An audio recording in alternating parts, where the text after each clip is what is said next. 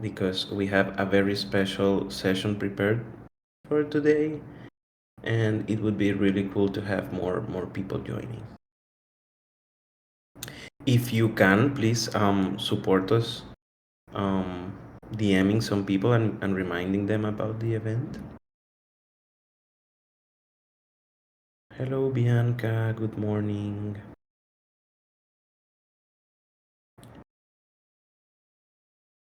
Okay, I think we need support communicating our events because maybe people is not being able to come. We already thought of changing the Thursday schedule to an earlier time, but it would be good also to review this time to see if it's the best one. But I will start in a minute and also allow for people to join during the start of the call.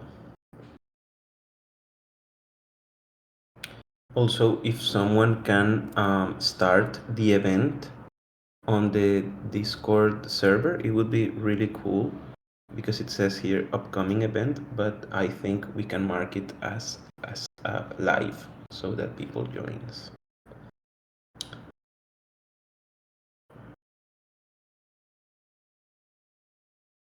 So, okay, I am going to start sharing my screen.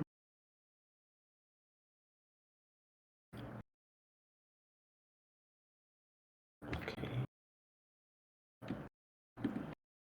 So I am gonna start sharing my screen. Perfect.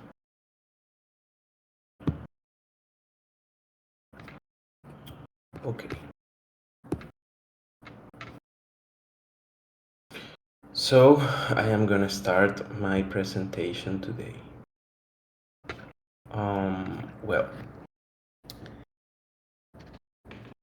We are in the fourth of our calls, and this is what we call the Graviton training on optimism that will be running from August to September of 2023. And we will be facilitating 6 weeks of education and training on conflict management.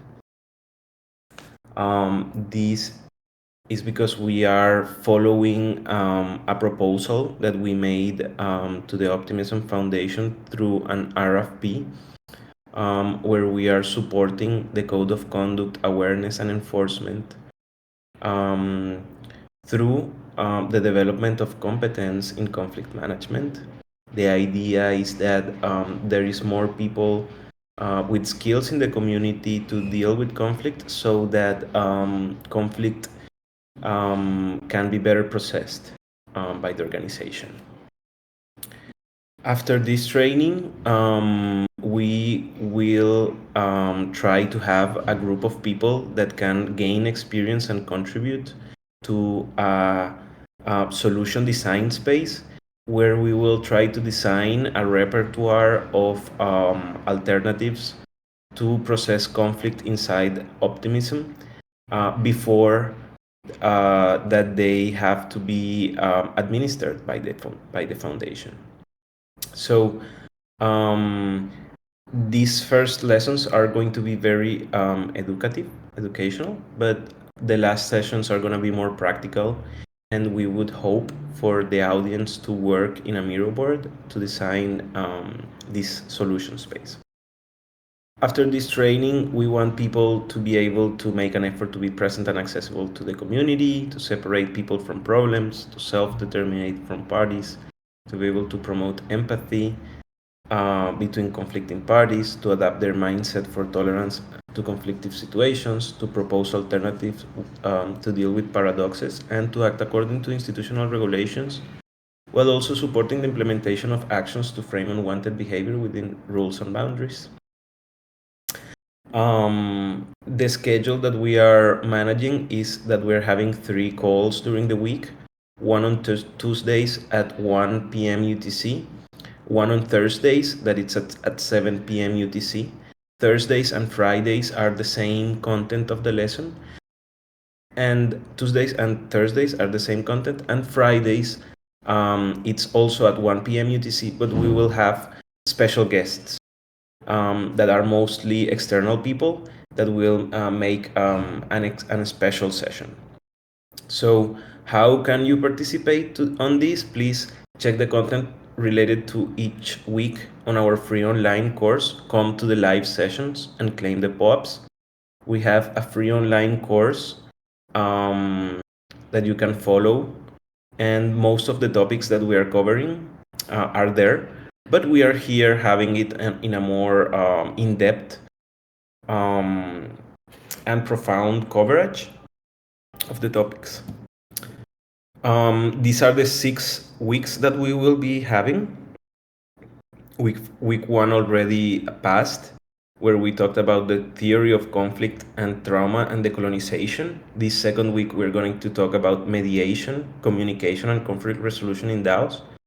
Week 3, we're going to talk about nonviolent communication and difficult conversations. Week 4 is mental health. Week 5 is a gravity deep dive, and week 6 is a closing session. And putting into practice what we've learned, that is, we're going to simulate a conflict, and we are going to do some liberating structures and some social dynamics to also bring to a more practical aspect all the theory and the concepts that we are covering. So with that, I will be jumping on today's content, and this is the second week, and we will be talking about conflict management and mediation in DAOs, state of the art and gravity framework.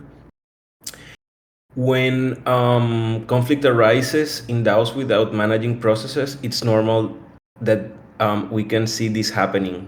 What is happening in the meme, like people running, people don't know what to do, where to go, how to manage their emotions. And our expectation is that after this training, we can improve a little bit this scenario. This will be the POAP for today, and I will be sharing a QR more advanced in the call. So today I want to start with a practice of a thing called Ho'oponopono. And this is an ancient Hawaiian practice for forgiveness and reconciliation. And more than the prayer, it's a process of making things right in your relationships with others, ancestors, deities, earth, and yourself. Basically, we all carry a bag of memories that sometimes is very heavy. And how often do you clean your memory and let go of things that are not useful anymore?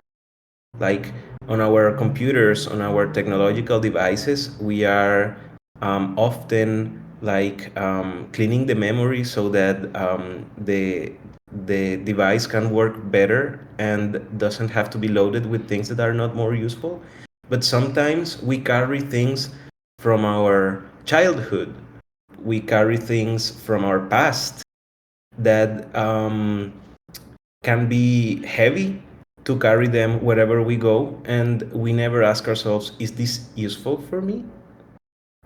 And we are trying to solve the world's problems, but we are hurt internally. So we need to do some internal healing processes to impact the world and to not do it without resentment in our hearts. And this is also an idea that when you heal your past, you help heal your life right here, right now. When you right any wrongs in your thinking, you adjust and amend problems in the physical realm. So we are going to make this practice that helps heal experiences in your life and things that you have participated or have been affected by. So the practice consists basically in 4 words: I am sorry, forgive me, thank you, and I love you. And I am going to host first the practice, speaking these words to you. But it's very different when you pronounce the word for yourself or others. So the invitation is not only to receive them right now, but to repeat them and to pronounce them and to think Okay, what am I sorry for? Where do I still need forgiveness? Where am I still seeking forgiveness? What am I thankful for? Do I really feel loved? Why am I worthy of love? Where do I want to feel more love? Or how do I express the love that I give to others? So um, they are words that can be pronounced at any time, and that they have a healing aspect inherent in them. So if no one, or if you feel that someone owes you an apology, I am sorry. And in the name of that person, I am sorry. Don't feel that you have to receive an apology to forgive people. So, because forgiveness comes from within. So, please, as I am sorry, please forgive me. And forgive yourself for the times that you have been uh, instrumentalized, and the times that you have instrumentalized others and treated others as not as ends in themselves, but as means. And I am sorry also for all the times that people have abused from you, and I am sorry for the times that I have abused from other people with my behavior. And yes, it doesn't matter if the person that you are waiting for an apology is not me. The fact that I am saying it is creating a moment for reconciliation. So um, forgive yourself for your mistakes. Don't carry all the time that grudge and resentment for your mistakes. Forgive yourself, and that way you can clean that bag and make it less heavy. And yeah, I am really sorry for these hard moments that we are all living, and that really we have to try to not be so proud, so that we are hard to pronounce these words. It should be easy to say I am sorry, because we make a lot of mistakes. And the last two words are thank you and I love you. Thank you for being alive. Thank you for all the times that you have supported other people. Thank you for the roles that you play. Thank you for the struggles that you fight every day. Thank you for your good intentions, and thank you for being someone who is working for the best of the world. And I love you, because loving is the only thing that we can really own, the capacity to love. No one can take the capacity to love from you. And sometimes we are scarce when giving love, but as it's something that it's born from ourselves, it's something that it's abundant. So feel love, and I love you because you are my brother. You are in this world with me, and I love you because I recognize the complexity and all your being. So I love you for being present here, for spending time with me and learning. And I really hope that some of this can stay with you, as this has been really transformational for me. So, okay, I did this on Oponopono, and it's a beautiful practice, but try to do it for yourself. Tell I am sorry to yourself, forgive me, thank you, and I love you, and also do it for others. It's a very transformational practice, and that way, for example, we can heal past trauma, and we can forgive the child that was so immature sometimes, and recognize that right now we are in another stage of development where some of those regrets are more heavy than constructive. So some of the key learnings from this week too, we want to mention that conflict is an inevitable part of life. I am sorry if there's a guy like screaming things out of my house. I am sorry for that. Um, Basically, we are all faced almost daily with disputes, arguments, or misunderstanding within our families, communities, or jobs. And for some of us, conflict is very uncomfortable and needs to be avoided. But and we often tend to deny conflict. But really, we don't have the power to eliminate the uncomfortable presence of conflict in our lives. And what we can to do is to improve our capacity to choose how we deal with it. And we are going to start talking about communication skills. Then we will make a state of the art of mediation and conflict management in DAOs. Then we will talk a little bit about mediation, and we will make an invitation for start practicing that. So I hope more people have joined, and I hope that you are liking this presentation. Okay, basically, communication skills are really important to deal with conflict.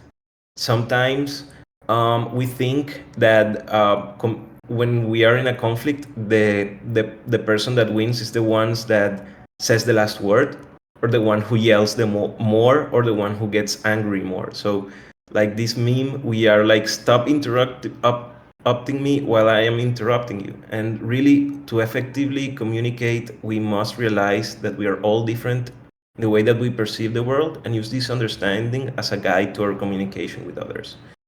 And we are going to give you some tips and tricks to improve your communication skills. First of those tricks is active listening. Sometimes we are hearing the words that the other people is saying, but we are not deeply analyzing what are the messages that are behind the words.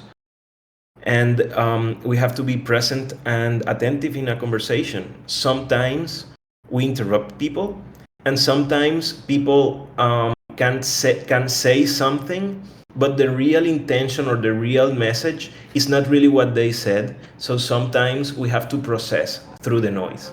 Sometimes people can say something like, hey, you are, I don't know, something like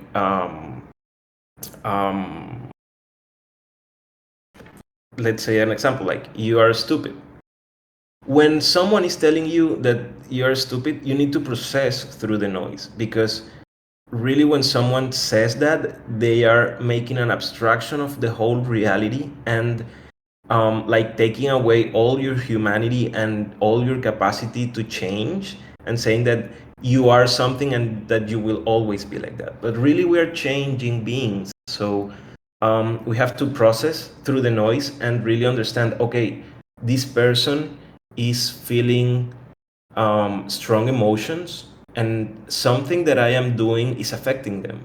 So that way we can process through the noise. Like, sometimes we take words literal, and if we take all the words literal, that would take us to conflict. So sometimes we have to be more mindful of what the other people is saying, even when the other people is not mindful enough to choose their words in a good way, or to express constructively. So we need to process through the noise to know what are they really trying to manifest or communicate. Be clear and concise. Sometimes we want to throw like curveballs, and that just confuses people. Be as straightforward as possible with your intentions. Avoid unnecessary jargon and explanations. It's better when people have clear expectations and clear knowledge of your intentions than when you confuse them. It's way better. Also, there are non-verbal cues. And this is like in a present scenario of your body language, but also during online environments in camera, like for example twisting your eyes or making different like gestures can put other people in a defensive stance. So try to be mindful of your body language. Sometimes even in camera, just like nodding when people is saying, and like making yourself show that you are present. And this goes along with the management of emotions, because sometimes we express our emotions through our body language. And if you are angry or if you're feeling heated, that's the time when you should also activate um, the recognition of that emotion and try to manage it and not express it, because like in a destructive way, because that would turn the other people not into your ally but into your enemy. And we are trying here to see the people who we are facing conflict with as our allies. Also, we need to build trust. Before diving into problem solving, create a safe space where communication can flow. Sometimes when we are facing a conflict, we just want to jump right ahead into problem solving. And that also takes away the recognition of the conflict, and the recognition of the feelings and of the needs that were the root of the conflict. Also, it's good to look for collaborative solutions when you try to impose your solution. Um, it's harder that you will get to a negotiated agreement. So involve the other in the problem solving process. As I am saying, try to make your apparent enemy, make it your ally, and that is a way that you can both have forces together towards solving the conflict and not like against each other. Evaluate and choose. For every conflict, try to assess at least 3 alternative solutions based on feasibility and potential impact, and choose after analyzing. So sometimes we're very reactive. Instead of being reactive, response to things by being like rational and analyzing the situations. Another good thing is to ask open-ended questions, encourage to express what is alive in each side for understanding of perspectives.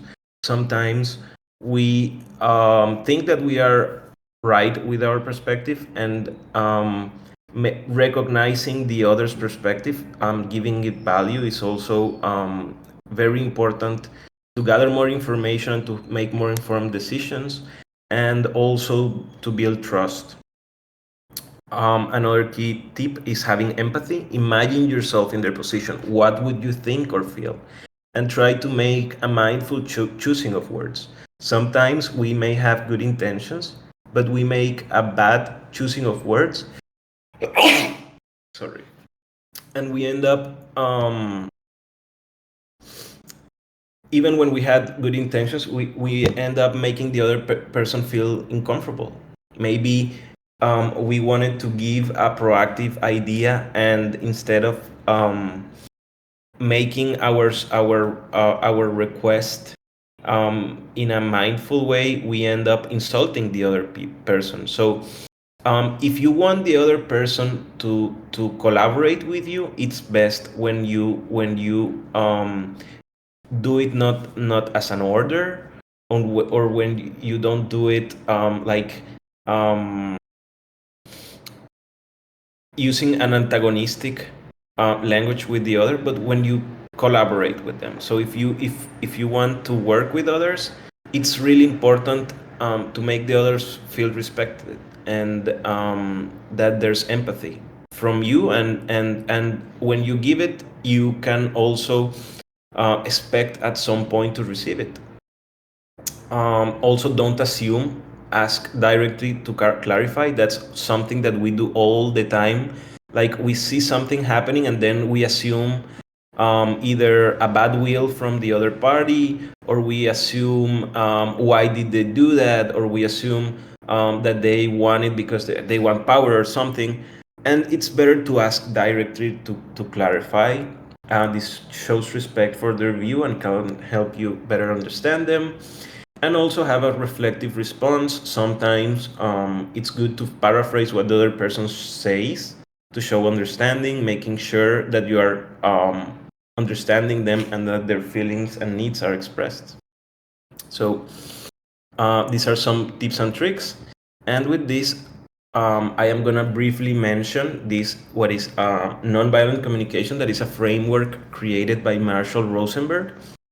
And the Friday lesson, we are gonna have a psychology professor whose name is Marcelo Tavares, and he will be going more deeply into the framework of nonviolent communication. So I am not going to go so deeply into nonviolent communication, but I am going to just mention it briefly. And basically, what Marshall Rosenberg states is that sometimes, most of the times, the world as most of us know it uses this wolf language, where we are interpreting things through our own point of view, where we are expressing judgment, where we are not creating connection with the other, and we are making demands according to a strategy of our needs, or to our intention. But he proposes this giraffe language that has the OFNR process, that is observation, feelings, needs, and requests. And this is very deep. This is very, very, very deep. Sometimes you can get the theory, but practicing is super hard. And basically, for example, in the observation, is that instead of interpreting or judging at the other, we try to make observation without evaluations. And sometimes we accuse others for our feelings. So you say like, hey, you made me feel X or Y. And really, we are the ones that can feel whatever that we want. We are the owners of our feelings, and we need to take responsibility for them. We cannot say, hey, you made me feel.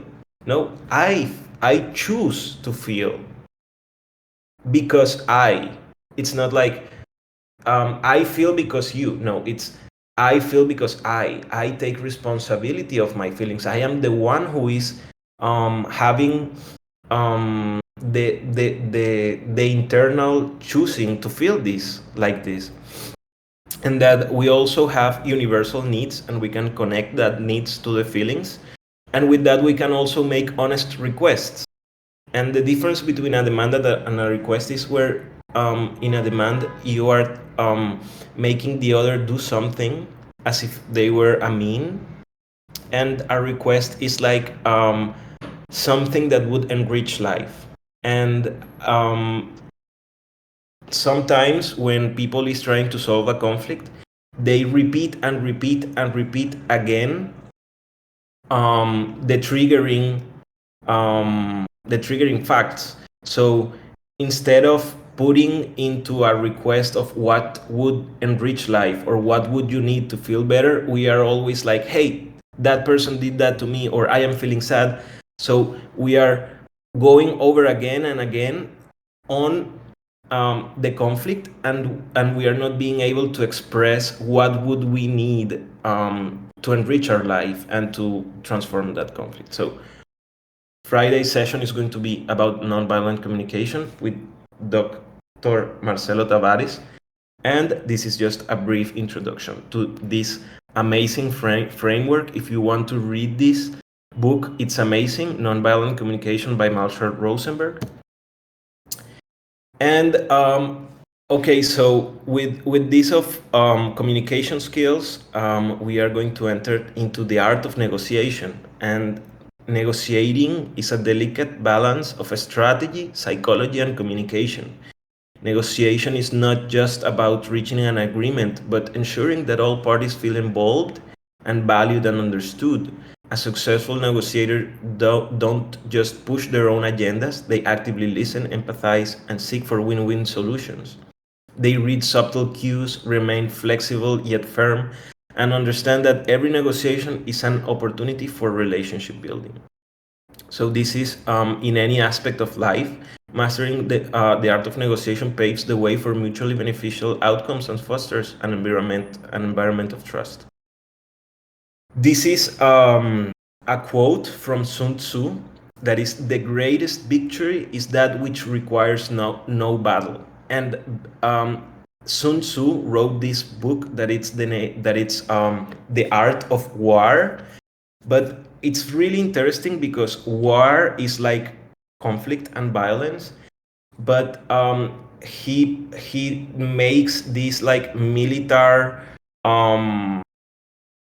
book where he proposes strategies to win in war, but they can be really transformed into negotiation strategies and also conflict management strategies. He, for example, says that that battles are always costly and that we should be able to choose our battles, that the greatest victory is that which requires no battle. So if you want to change something, it's better if you look for allies than if you try to fight with enemies.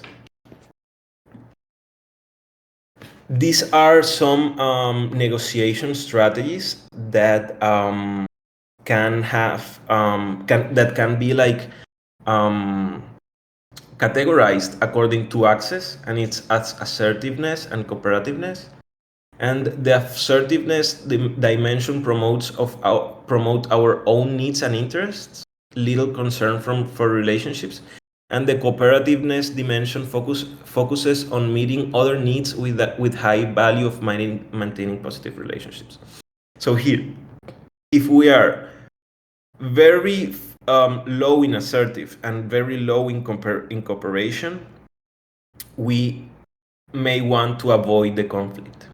And I leave you win. I don't care for my own interest, and I only care for meeting or for maintaining positive relationships. This is avoiding. But if we are highly interested in our own needs and interests, but we don't care for the positive relationships, we may be competing. Compromising is when both people win a little and lose a little. Accommodating is when I really don't care for the outcome of the conflict. I only want to maintain a positive relationship. That's when we accommodate.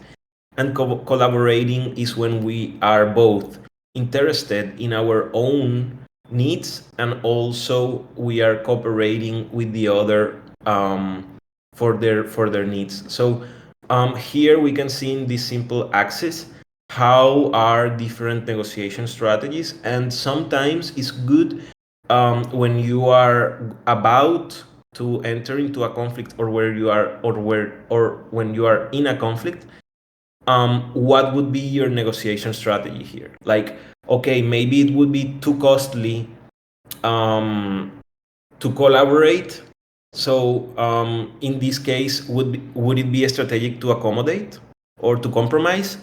And that would also allow us to design what would be our best outcome and our least acceptable agreement, and what would be also the amount of energy that we want to distribute and give to that conflict. Sometimes if it's something that would make the other win, but that doesn't affect me too much, sometimes we can avoid things, and that way we can just save the energy that would be needed if we try to compete with the other. Now we're going to talk about the state of the art of conflict management in DAOs. Basically, institutional mechanisms can be separated into ex ante and ex post. And what is ex ante are things that are before the conflict happens, and ex post are when conflict happens. So in DAOs, we can work on prevention. It's really important to have social agreements, to have constitutions, clear rules and boundaries. It's also important to have an organizational design that is thought for the long term and planned for the long term. It's also important to have token engineering, because we can have conflict because of financial aspects and distribution of the tokens. In this ex ante, we can also work on trust creation, on developing bonds within the groups, to develop a strategic communication, to promote leadership strategies and leadership development inside the community, to have transparency in decision making and in financial decisions, to promote mental health awareness, and to have reward mechanisms. Something cool about reward mechanisms is that praise is going to be implemented in the Optimism server. So I think later today they will have a call where they are going to launch this. But it's a really cool idea of rewarding people for the work they do, and it's a social recognition. But at the same time, it will be also associated to a distribution of tokens, that it's also a way of rewarding. And DAOs should have multiple reward mechanisms, because if people only perceive that they are gaining economic incentives, they will be less interested in giving the best of themselves than if they perceive that they are getting social recognition, that they are getting also education, that they are getting the opportunity to participate and to develop their leadership and their personal growth. And in ex post mechanisms, we can have negotiation and mediation, transformational actions, fair processes, because sometimes we can have a process, but the process is just the dead letter. We need to have fair processes where what is in text is not aspirational, but it's more practical and put in place. It's also good to have a registry of episodes and responses. That is something that I am encouraging for Optimism after this training, to create a registry of episodes and responses of conflict, because that way we can know what happened in the past, what are things that may be recurrent in time, and also this helps all the feedback process. And having like a registry also of who have been the people who have been having the most conflicts. In ex post, we also need to have fast short-term responses, people being able to execute and take decisions. We also need feedback loops. Every time a conflict happens, there's something to learn. So it's not only like, okay, let's solve the conflict, but also let's feed on this conflict to learn and to prevent. On ex post, we can also have evaluation mechanisms. We can have also arbitration and enforcement procedures like courts. And it's very important for ex post actions to happen, to have legitimacy and follow-up strategies. For example, we can take a decision, but if it's not legitimated or voted by the community, it may seem that the decision has been imposed. So if we want to have like awareness and formality in our processes, every time that something new happens, or when we want to have like a collective approval or something, it's good to have like a voting process that gives legitimacy to that decision, and follow-up strategies that can be done either internally or externally. So some common types of conflict in DAOs. We can have a lot of conflicts in DAOs. DAOs have the summary of all human history in them. So we can have governance disputes where people disagree over how decisions are made, or over the outcome of a decision, and who has the right to make those decisions, how power is distributed within the organization. That is a source of conflict. Another source of conflict in DAOs is resource allocation. Sometimes disputes can arise over how these resources are allocated, who has access to them, and how are they used. Like, for example, someone can say, hey, that person did less than I did, and he was rewarded more than I, so I feel uncomfortable with that. And that's why it's important to have different reward mechanisms and to make them transparent. Another thing are technical disputes, like code changes, protocol updates, network security. We can have disputes because someone hacked. We can have disputes because like something went wrong in the smart contracts.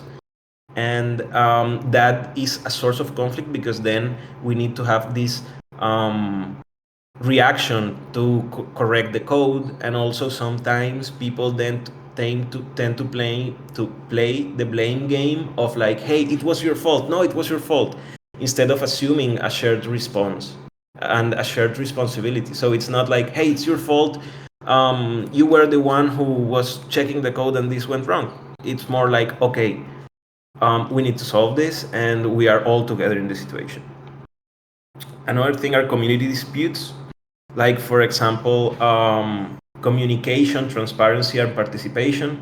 We can have disputes within working teams. For example, we are working to deliver something on September, and someone in the team is not delivering as they are expected. So that's a dispute inside a community or a working group.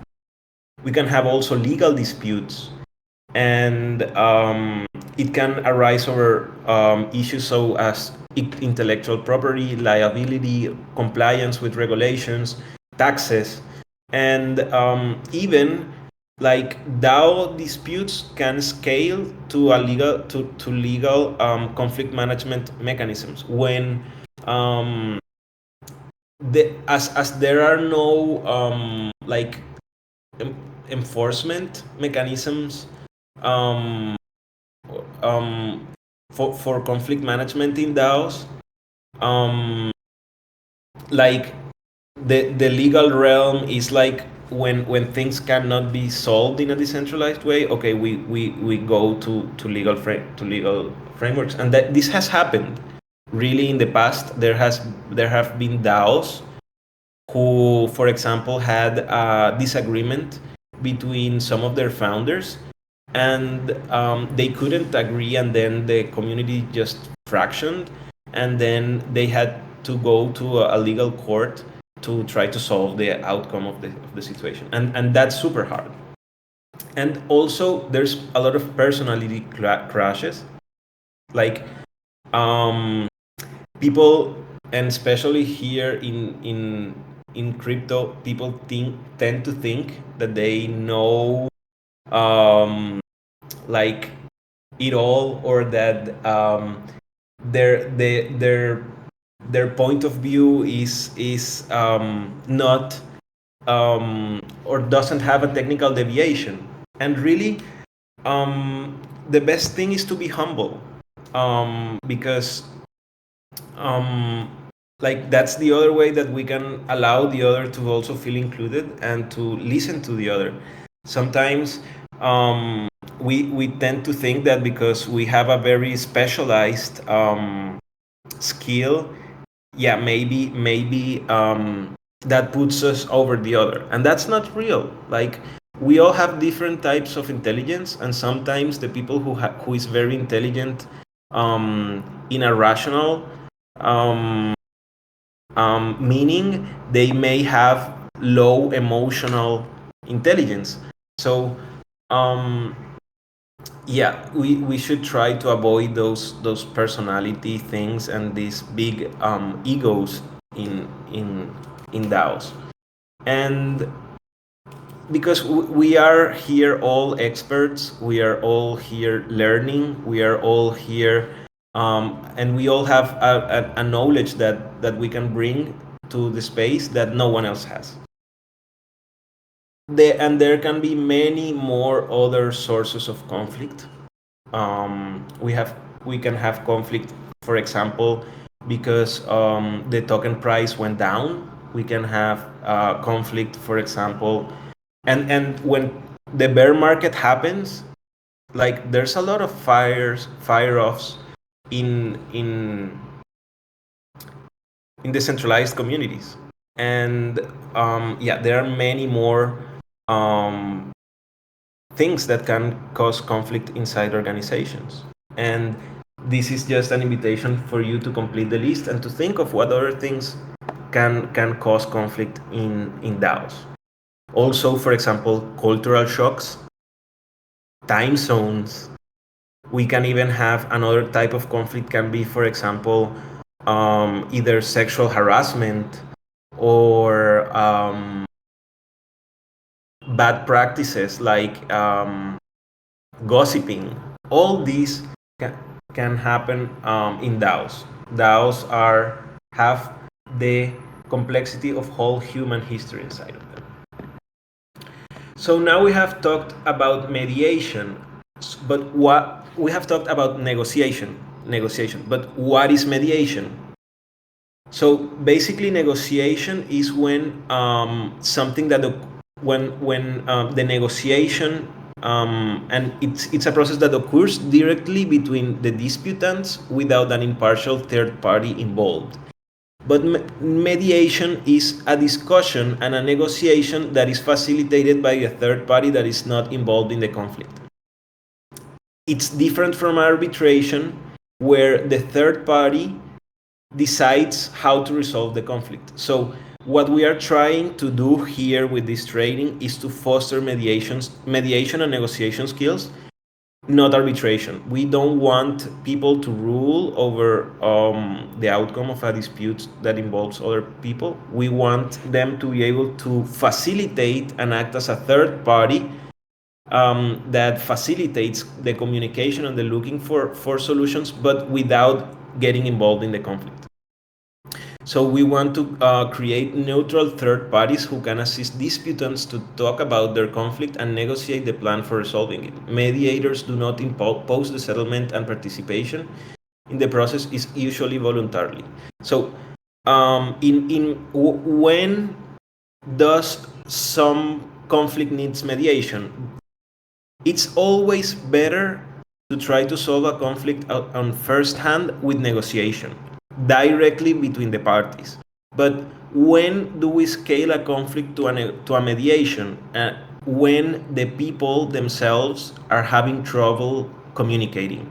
So, for example, I am having a conflict with, I don't know, someone in my team, and the first approach that I should have should be to talk with them. But if I talk with them and then during the call we both get heated and end up like calling each other names or seeing the other as an enemy, that's when a third party can have a positive impact in that conflict, because that third party can help both parties first to let the steam off, to feel heard, and also to prepare the soil and to witness and to somehow have the strings of the conversation so that it can happen without sparks triggering another explosion. So, for example, if I am heated, the role of the third party would be to try to bring me back to my optimal arousal zone, and only when I am in my optimal arousal zone is when this third party can invite us both into a joint dialogue, because that way I would be more prepared to be in that conversation. And also this third party can also support the people knowing or identifying their needs, managing their emotions, and like putting into words what would enrich life. Something that happens a lot in negotiation and in conflicts is that, as I mentioned, people start going over and over again about what happened, but not what would solve the issue. So the role of the third party is also to try to identify what would solve the issue for each party and to try to make and identify this common ground where people can start negotiating. So we have this process for alternative dispute resolution in DAOs, and it's something that it's a process that we created, but in Optimism you can get inspired by it and design your own, or just take it or iterate on it. But the basic idea is that we need to have first an identification of cases and referral of disputes. We need to have agents who people can DM that can be recognized conflict agents inside the community, so that people can know who to go with when they're having a dispute. And also having like input mechanisms like type forms or something where people can say, hey, this is small, but these past weeks I've been unable to communicate with ex teammate without like triggering defensive responses, or without calling him names, or him or her names. Or this person has been talking to me with disrespectful words. I don't know. It can be whatever. It's just places for people to feel heard and to know that their conflicts matter.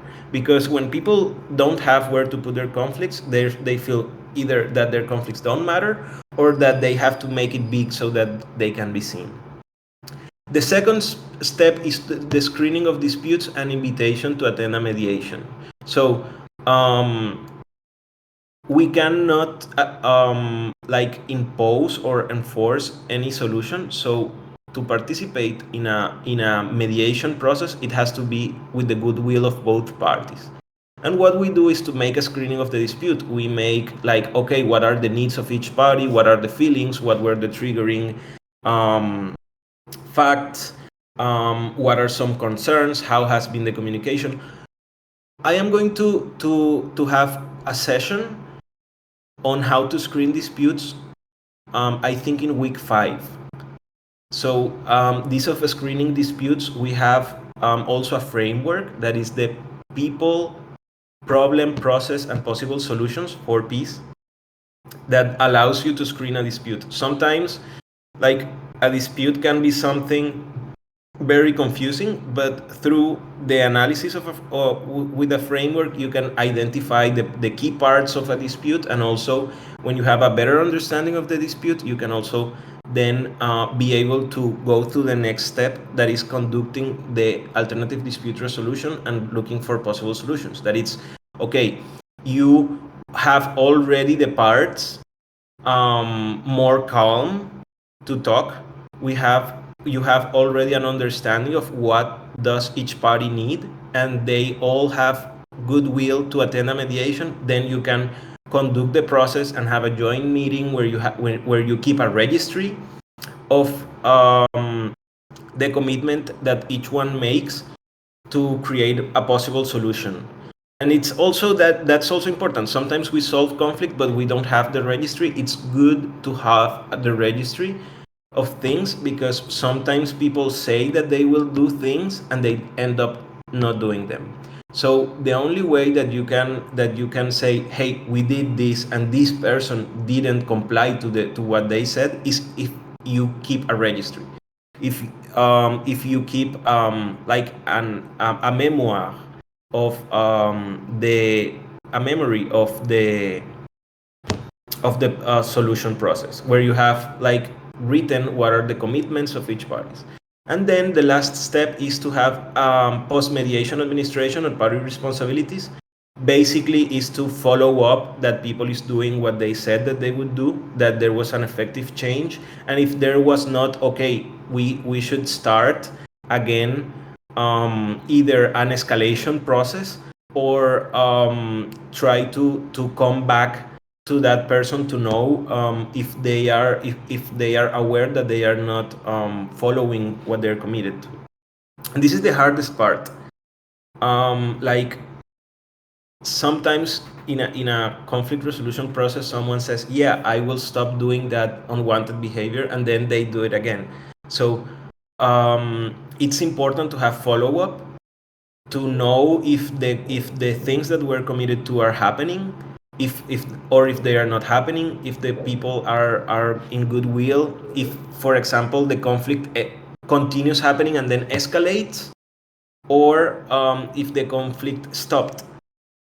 It's also all this is good for the follow-up of conflicts. Sometimes, for example, a conflict could have happened in 2021, and then another conflict happens again in 2023 with the same person, and it can be with the both parties. So you can have like as a previous step, the recordings of the previous dispute, so that you don't come out of the blank in this new dispute, and that you can know that this is something that has been harvesting for 2 years. And yeah, it's good to keep a registry of the possible conflicts, and like you can know if something continues happening, that it's scaling, and if it stops, that the conflict process was successfully resolved. So the end of conflict is not to look to not have conflict, or the end of conflict management is not to avoid or to never have conflicts. It's just to know that conflicts will always happen, but that they are fine. It's fine that conflicts happen, because it's just life. And I love this quote, like, one of the things you can take away from me is the way I choose to respond to what you do to me. The last of one's freedom is to choose one's attitude in any given circumstance. And this is from Man's Search of Meaning by Viktor Frankl. And if you notice, this last meme is very different from this first meme. In this first meme, we have a conflict and they don't know what to do, and they are screaming. But in this last one, okay, he's having a conflict, but he's having the management of his emotions, and somehow he's being able to respond to those emotions with more control than the first meme. The last thing that I want to end with is homework, an invitation to continue practicing what you learned in this call today. So the homework is to practice active listening with someone close to you. Choose a topic to discuss and make a conscious effort to listen without interrupting or judging. After the conversation, reflect on how effective you were at listening, and how the conversation could have been different if you were not actively listening. Write down at least 3 communication skills that you would like to improve upon. Identify resources, books, online courses that can help you to develop those skills. And reflect on a recent conflict you experienced. Write down what happened, how you responded to the conflict, and the outcome of the situation. Analyze your response and consider if there were any more effective ways to address that conflict. Yeah, with this, I end this call. Well, my presentation, not the call, because now I am going to share the QR of the POAP so that you can claim it, and open the space also if anyone wants to comment something. As I mentioned earlier, in future weeks we will dive deeper in how to frame and analyze a conflict, and also we will design a solution space, a solution design space, and yeah, this week we will go on nonviolent communication on Fridays. So this is the QR. Thank you for coming. If anyone has any comment, please either write it in the chat or raise the hand to speak. And please scan this QR with your phone so that you can have the POAP. Remember that if you claim all the POAPs, or at least 5 of them, you will get a special POAP that is a certification that you completed this course, and that you have basic skills to deal with conflict management in DAOs.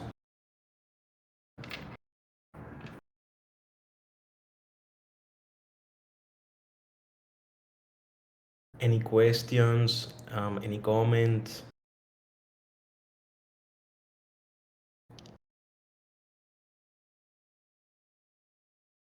Okay, I am reading the chat. So MS1 says it's better to be straightforward.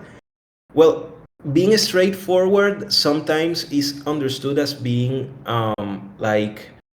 rude, but really being straightforward is better is more like being clear with your intentions. You can be straightforward and still be mindful.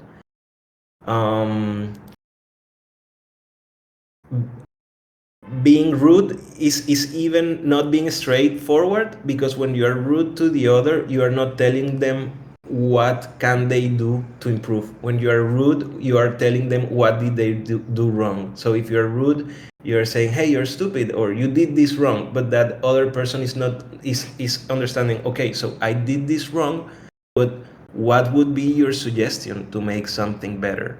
And that's what you are not saying. So being straightforward is also not like saying, hey, you're stupid, but like, hey, that what you did made me feel uncomfortable. So yeah, I can please ask you to not continue doing that.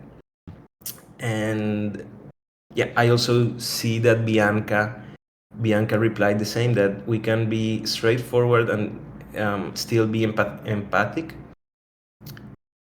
And yeah, on Friday, nonviolent communication, super interesting. Also support us spreading the awareness of these calls. We are giving our best, our love. We are curating this content, preparing the presentations, and we love to have you here. But we would also appreciate to have more ears.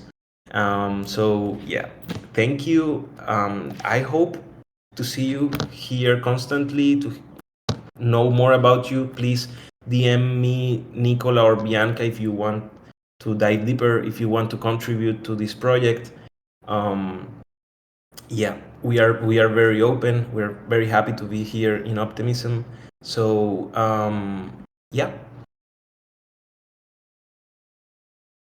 I will continue having the QR just for some moments more, because I see that only 9 people have claimed and there are 12 people in the audience, so I will have it more time.